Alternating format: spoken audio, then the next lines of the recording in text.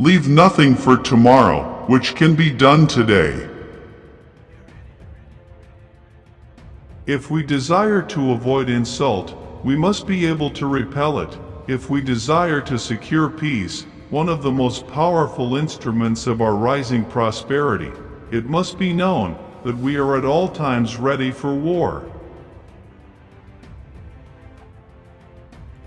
Associate with men of good quality, if you esteem your own reputation. The value of liberty was thus enhanced in our estimation by the difficulty of its attainment, and the worth of characters appreciated by the trial of adversity.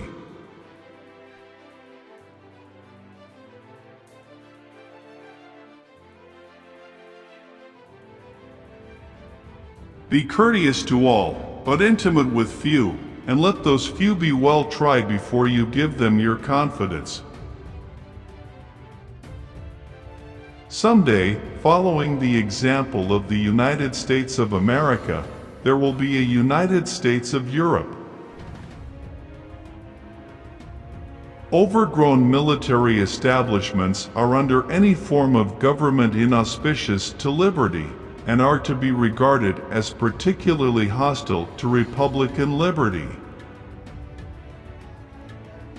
Truth will ultimately prevail, where there is pains to bring it to light.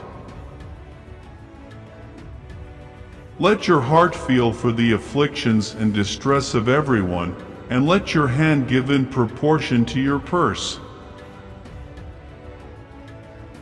Bad seed is a robbery of the worst kind, for your pocketbook not only suffers by it, but your preparations are lost and a season passes away unimproved.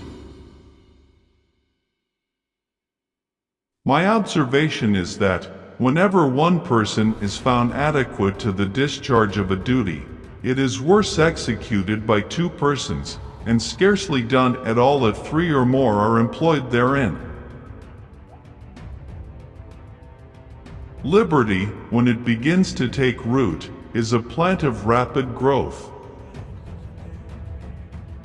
Let us raise a standard to which the wise and honest can repair. The rest is in the hands of God. If freedom of speech is taken away, then dumb and silent we may be led, like sheep to the slaughter. Few men have virtue to withstand the highest bidder. To contract new debts is not the way to pay old ones. I know of no pursuit in which more real and important services can be rendered to any country than by improving its agriculture, its breed of useful animals, and other branches of a husbandman's cares. Let your discourse with men of business be short and comprehensive. The foundation of a great empire is laid, and I please myself with a persuasion that Providence will not leave its work imperfect.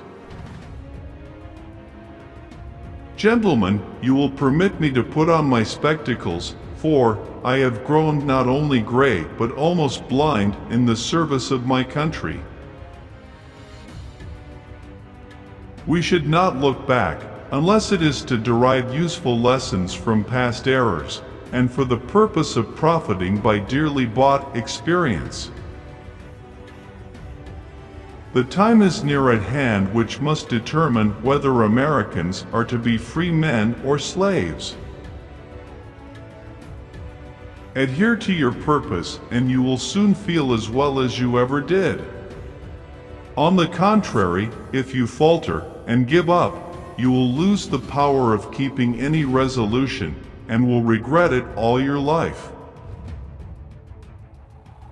I'll die on my feet before I'll live on my knees. Labor to keep alive in your breast that little spark of celestial fire called conscience. Real men despise battle, but will never run from it. The marvel of all history is the patience, with which men and women submit to burdens unnecessarily laid upon them by their governments. Let us therefore animate and encourage each other, and show the whole world that a freeman, contending for liberty on his own ground, is superior to any slavish mercenary on earth. 99% of failures come from people who make excuses. It is far better to be alone than to be in bad company. Happiness and moral duty are inseparably connected. It is better to offer no excuse than a bad one. Observe good faith and justice toward all nations. Cultivate peace and harmony with all. The harder the conflict, the greater the triumph.